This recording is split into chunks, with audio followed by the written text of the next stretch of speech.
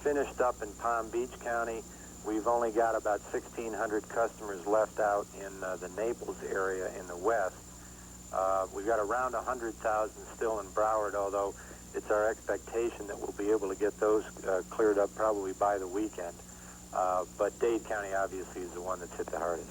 And some of these structures, you know, in all fairness, there's nothing to restore power to, so it drives your numbers up, but it doesn't mean that you're not getting to those lines where and when you can.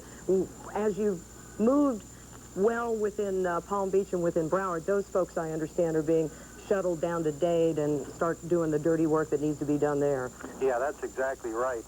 One of the things that has helped us is that we've been able to clear up some of the other areas faster and move crews in. And of course, we've been moving crews in from out of state as well. We've gotten great cooperation from the other utilities in the state of Florida, great cooperation from utilities outside the state of Florida, from as far away as South Carolina, and great cooperation, quite honestly, from all our suppliers as well. We maintain a fairly sizable inventory of materials and supplies for just this kind of eventuality, but not nearly enough to handle destruction of this magnitude. And so our suppliers have been doing a terrific job, in our view, of getting supplies to it. Mr. Frank, it may be difficult for you to talk about specific areas, specific neighborhoods, but, you know, we've seen Cutler Ridge. We're looking at it now, wiped out. We've seen Key Biscayne. Folks still not allowed over there, from what I understand.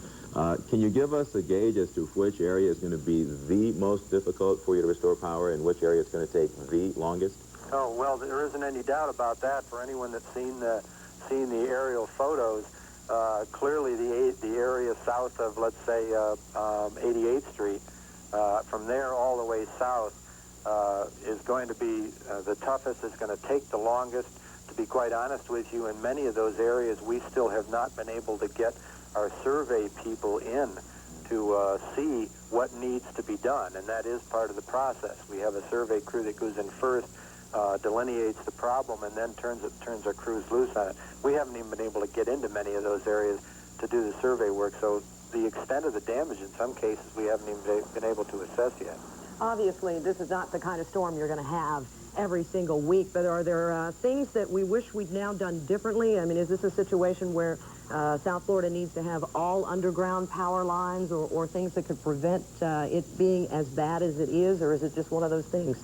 No, I don't think so. I think when you're dealing with something that basically happens once in a lifetime or once in 100 years, you have to assume that there are going to be some difficulties involved with it. I think that at this point we have been pretty well satisfied that the pre-storm work we had done, and I don't mean when we knew that Andrew was coming, I mean that the general preparation for the storm season that we do in training employees that normally don't deal with some of these issues to work on storm-related issues and that type of thing, on having a reasonable supply of materials and inventory so that we can get started on the restoration process.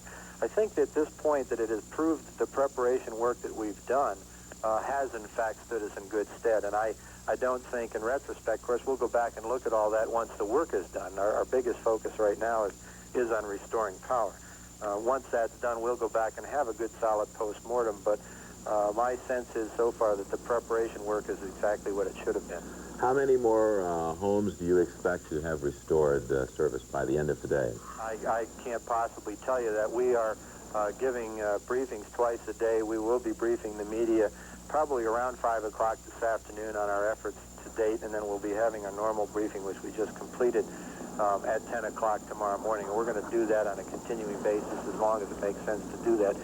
Again, I would reiterate, though, that the toughest part of the job is still ahead, and that the progress we're going to make is going to slow down as we go forward.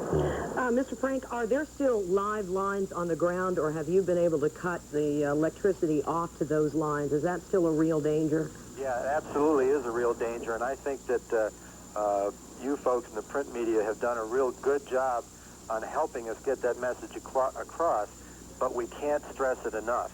There are wires down. There are wires down all over the place. And the fact that a wire happens to look particularly benign and there aren't any sparks floating around it does not mean it isn't alive.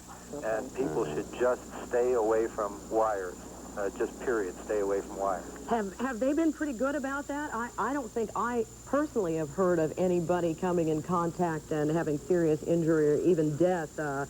People seem to be heeding that word. Yeah, I think people are doing a good job. We have no indications at this point that we have had any casualties or any injuries as a result of people contacting the wires. But I think we need to continue to stress the message, because the longer they're there, the more likely it is that people will start to take them for granted. And I particularly worry about children, because children are very curious. And I think everyone just has to stay very alert and very sensitive to the issue. Okay. Well, Mr. Stephen Frank, President of Florida Power and Light, we thank you for joining us, and